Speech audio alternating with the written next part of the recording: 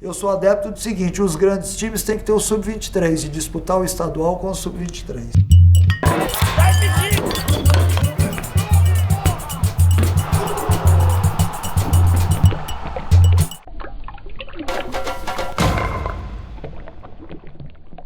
Mas você acha que no futebol atual é possível resgatar o antigo futebol brasileiro, que era O improviso, a ginga, individualidade? Totalmente. Você acha que é possível? O brasileiro... Porque hoje em dia você vê um jogo na Europa, os caras dão um toque na bola, pá, aquela troca de passes frenética, né? Que daqui a pouco o time tá na zaga, daqui a pouco tá no ataque. Você vê o futebol inglês é assim. Sim, e você acha que hoje existe espaço para você ficar prendendo a bola?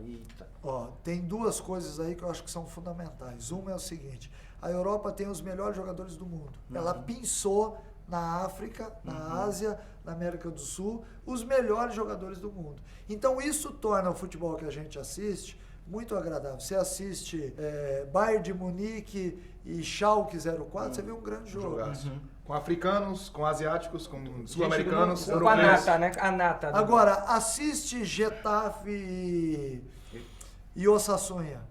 Você não consegue ver o jogo. Também E me permita... exatamente. É o futebol europeu, mas a nata do futebol europeu. Porque a galera que tá na rabeira também, aí venhamos agora, e convenhamos. se você for assistir aqui no Brasil o campeonato brasileiro, você também assiste bons jogos. Claro. Só que assim, ó, o que é a diferença?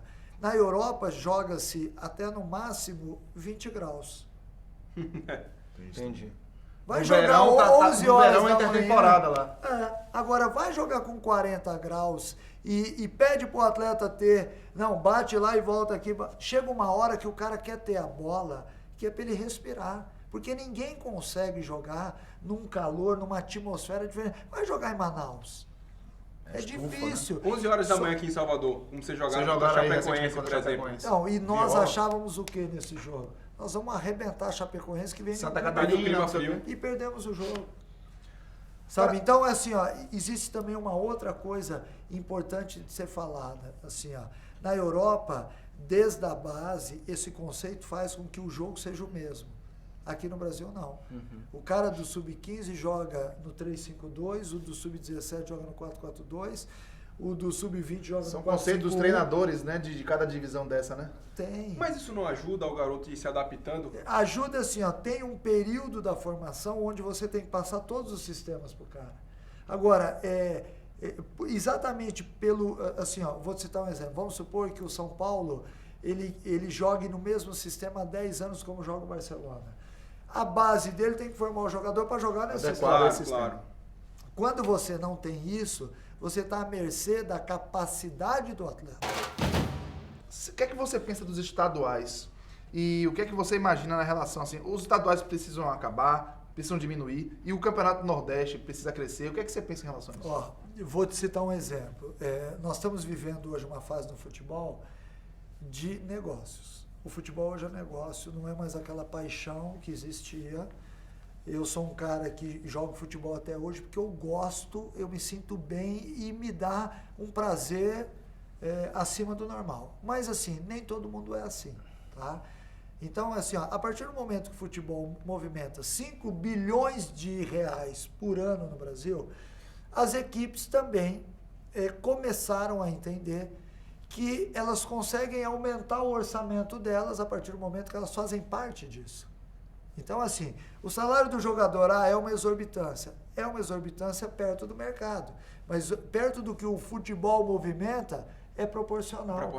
Não, e outra coisa, talvez 2% dos atletas aqui ganham bem. Nem isso. Né? Dos atletas 88% ganha salário mínimo. Então, a gente está focado nos melhores, mas vamos lá. Então, se esses times arrecadam, um exemplo, um orçamento de Corinthians e Flamengo chega perto de 400 milhões.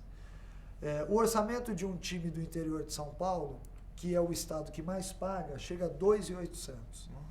Então, você vai montar um time de 400 milhões anuais para jogar contra um time que tem 2.800.000. Ou seja, você está colocando o teu jogador que pagou 40 milhões, como é o Alexandre Pato, para ir jogar no interior, num estádio onde ele pode se lesionar.